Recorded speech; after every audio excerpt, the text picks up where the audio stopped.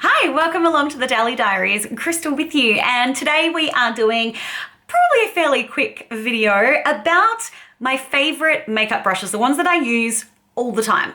So if that sounds good to you, then just stay right there. If you haven't been here before, just quickly letting you know that this is a channel where we talk about all kinds of makeup. I am a qualified makeup artist, but it's not my job anymore because I kind of fell out of love with it. And then when I left, I've regained my passion. So we will talk about all kinds of makeup on this channel. I especially love indie makeup, but I have been exploring budget makeup a little bit more lately as well, because obviously times are really tight all over the world. So in my collection in front of me, I have quite the mix of brushes, and I also have two sponges because, to be honest, usually I use a sponge to apply my makeup. Now, just FYI, I haven't cleaned any of these prior to this video, which I probably should have, but just ignore it and pretend that they're clean and sparkling, and that'll be great. So this is a Real Technique sponge. I like it. I use it every day. I have been using these for quite a few years now. I can't say I've ever actually tried the official Beauty Blender brand sponge, but I have tried other sponges and even more expensive ones. And for me, it's all about the firmness of the sponge. Like, some of them are just too hard for me. I don't like them, even though that probably means that they absorb less product. I just prefer something of this texture. The Real Technique sponge for me is just perfect, so I love that. I also have the Real Techniques powder sponge, which is kind of just a bit like velvety, a bit fluffier than their normal sponge, and I use that usually for applying kind of around the T-zone area. So those are the things I use every day. So I use this sponge every day for my foundation, unless I am using my Nude by Nature mineral powder, in which case, sorry, I didn't actually bring that brush in front of me, but it's basically a kabuki brush, and the Nude by Nature kabuki brush is really nice and it never molds, and I love it. So I can recommend the Nude by Nature kabuki brush very highly. Okay, so for eyes, I have this collection in front of me of the brushes that I use the most. Now, I could probably narrow that down even further if I'm being honest, but I have the larger Rephr fluffy dome brush. It's the 15, number 15, and then I have a smaller Rephr dome brush, which is a number 14. Now, I have smaller hooded eyes. I don't have a huge amount of lid space, and these are great. I use the bigger one for applying the transition shade through my crease and sometimes bringing it even onto the lid. And then I use the smaller Rephr brush for finer crease work usually, and also just like for a little bit of blending on the outer V. I like both of these brushes a lot. I think the Rephr brushes are really nice quality, and they have really good sales at least once a year. I think it's like twice a year they have a really immense sale. So you should definitely consider signing up to the Rephr website, because they will have exclusive member sales and things as well, so it's really worth doing. I really like those brushes. I also use this. Look, this is so old. It's an old Inglot brush. I can't even see what number it is, but the point is, it's a dome brush once again, and I like to use this one for applying my under eye powder. So just for getting that under eye powder in place, that is what I use to do that. Other eye brushes that I use on the regular would be these two, actually, and neither of them are expensive. One of them is a Tarte brush, which I think I got for free with it was a gift with purchase. And the other one is an old Sephora brush. Again, the number's not even on it, but the point is, it's a little bit thickly packed. They both are. They are a decent size, kind of a packing brush, you would say this is. But because they have that nice thickness to them and a little bit of fluffiness at the top, you can pack things on, but then you can also blend it out. And I use these two interchangeably. They do pretty much the same thing. And what I like these for a lot as well is for packing on dark eyeshadow in the outer corner. It does a fantastic job of that. For my eye shape, this size just works a treat, and it just makes it so much easier, just packing that dark shade on. And then I will go in with one of my other very favorite brushes, and this is a Sigma Precision Firm Blender brush. I love this blender brush. It's my favorite. I think I like it even better than the Rephr brushes. This is fantastic for blending out once I've packed that darker shadow on. Yeah, it works beautifully for that. And if I want more of a defined outer V, if I'm wanting to use less product and have less depth, less darkness, then I will use a little flat shader brush like this one. I don't remember what brand this is. I think it was one that I got when I was studying with media makeup, but it could well be an Inglot one as well.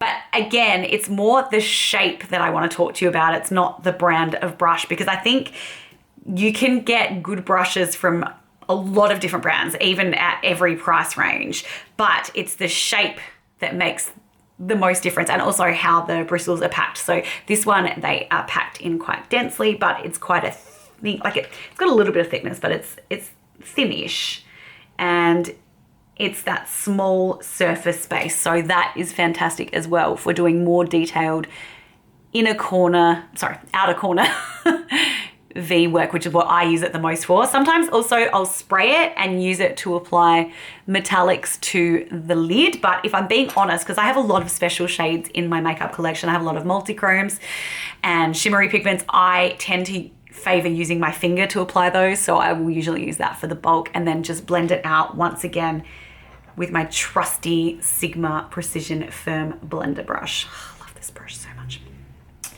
Other than that, I use the tiny Rephr 03 pencil brush for under the eyes. I really like that for applying eyeshadow nice and tight under the eye. And then again, I'll probably usually blend that out a little bit more. Or if I want a softer, more diffused look under the eye, I can use this Rephr 14 to get more of a blown out under eye shadow look, and it's really good for that.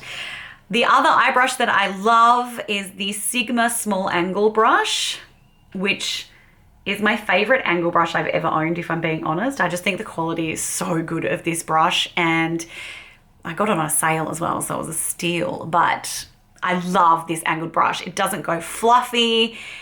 It's just proving to be a workhorse and a very reliable angled brush that does really beautiful smooth lines. The fine detail, so good. I use this all the time because I use a lot of Melt Cosmetics gel liners. I love those. There's a whole video dedicated to them that you can check out. But yes, this brush is fantastic. I really would like to get some more Sigma brushes at some point, but I need them to have a free international shipping sale, because it's great to have percentage off brushes and stuff, but for me, the postage for Sigma is very expensive being international. So for me, it works out better if they do free international shipping and just keep the brush prices the same. So anyway, I will pick up some more Sigma brushes because I do really like the quality of the ones that I have so far, and I've been using them daily. Now, the brushes that I use on my face for my face product, so we've already said that I use a sponge to apply my foundation. But as far as the brushes go, if I am doing a powder bronzer, I will use the Bobbi Brown bronzer brush, which is nice and fat. It's got a fat head. It's one thing I can't be accused of. I have a pinhead. Always hats are too big for me. I have to wear kid hats a lot of the time. But yeah, this is perfect for applying a powder bronzer. I like it on my neck particularly because it just gives that nice full coverage without any weird streaks going on. Fabulous bronzer brush. If I'm applying a cream bronzer or a cream contour, liquid contour, I like to use this brush. I use this almost every day. It's a Real Techniques brush again, so it's not expensive. It is the Rebel Edge medium brush. So it has that nice angle on it, which is great for blending out contour. It's not super tightly packed, so there's definitely flexibility in it. It's not hard. And I really enjoy how it works for cream and liquid bronzing products. Also, I sometimes use it for blush, just depends what mood I'm in. And if you're using it as a contour, you can even like pinch that in even further if you want to get like a really sharp contour, and it works a treat that way. But I like that it's sort of soft and flexible because that means that it just blends it out softer, because I'm not really one for hardcore contouring. So I use that brush a lot. It's a really handy brush to have in my collection. The other two face brushes I use, I tend to use this sponge for powder, as I said earlier, so I don't really use a powder sponge on a regular basis, but I do love this particular brush for applying any cream blushes.